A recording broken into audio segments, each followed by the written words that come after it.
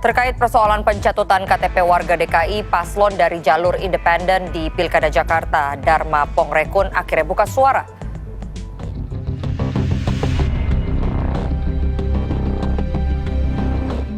Bakal calon independen di Pilkada DKI Jakarta, Dharma Pongrekun, menanggapi dugaan pencatutan nomor induk kependudukan KTP secara sepihak untuk maju calon independen Pilkada DKI Jakarta 2024. Dia mengklaim tak terlibat langsung dalam pengumpulan KTP warga Jakarta sebagai syarat maju sebagai calon gubernur di Pilgub Jakarta 2024. Jadi kami tidak terlibat langsung dalam pengumpulan data pendukung. Data pendukung inilah yang kemudian diperiksa oleh KPU. Itu sebabnya buat yang memang bukan pendukung kami akan tersaring dengan sendirinya. Sebelumnya KPU Provinsi Jakarta menggelar rapat pleno rekapitulasi dukungan bakal pasangan Dharma Pongrekun dan Kunwardana Abioto untuk bertarung di Pilkada Jakarta 2024. Berdasarkan hasil rapat pleno tersebut, keduanya memenuhi syarat untuk maju sebagai jalur perseorangan atau independen pada pemilihan Kepala Daerah Jakarta 2024. Adapun berkas dukungan yang dianggap memenuhi syarat dari pasangan Dharma Kun di angka 677.468 dukungan dari masyarakat. Data yang memenuhi syaratnya 494.467 dukungan dan yang tidak memenuhi syaratnya 332.299 dukungan.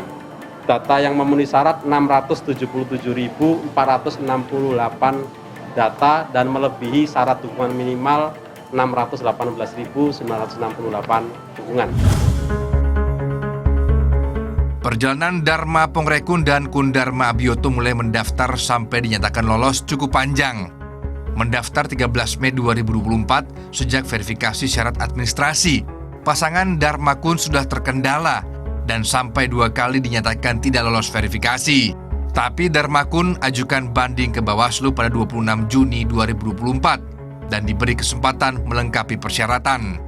Pada 4 Juli, pasangan ini melengkapi data dukungan yang kurang dan 10 Juli keduanya dinyatakan lolos verifikasi syarat administrasi.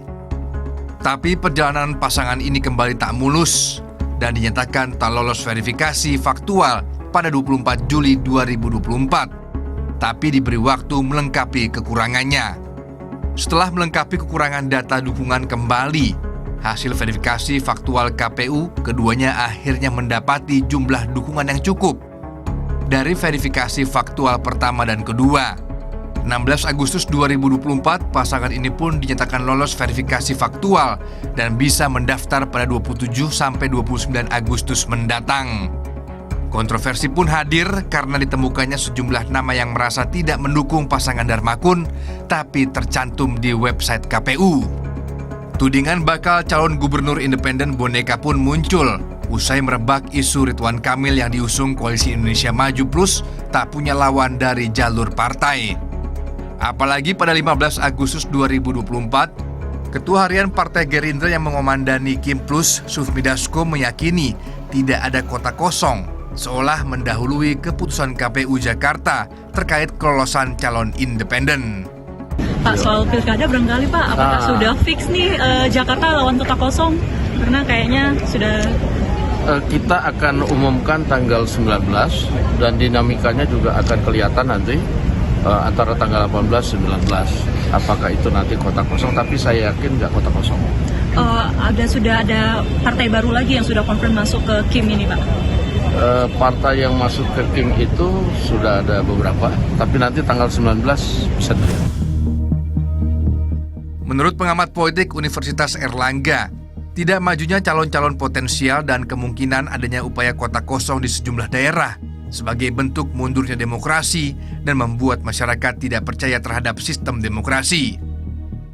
Rakyat pelan-pelan semakin tidak percaya dan demokrasi itu mengalami proses delegitimasi, ketidakpercayaan terhadap sistem. Nah, inilah yang kemudian menjadi persoalan dan problem kita sekarang. Bagaimana mengembalikan keyakinan warga terhadap tidak saja pemerintah, tapi lebih lagi pada sistem kenegaraan kita. Sementara Bawaslu Jakarta tengah mengumpulkan seluruh data masyarakat yang tidak menyatakan dukungan kepada Darmakun, tapi namanya ikut tercatut. Pengawasan terhadap pemenuhan persyaratan terhadap calon independen untuk Pilkada Jakarta masih berjalan. Tim Liputan melaporkan untuk NET.